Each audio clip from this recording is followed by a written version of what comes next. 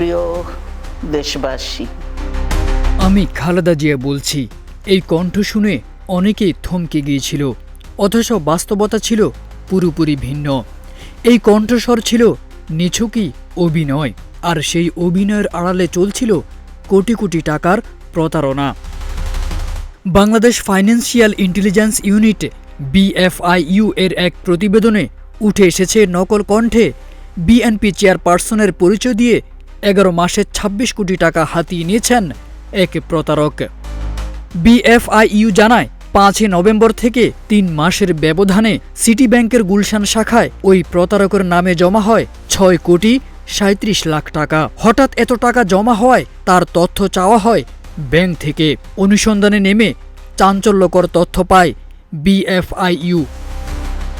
জব্দ করা হয় প্রতারক ও তার ব্যবসা প্রতিষ্ঠানের 9টি ব্যাংক হিসাব। অনুসন্ধান শেষে 7টি হিসাবে 26 কোটি 84 লাখ টাকার সন্ধান পায় BFIU।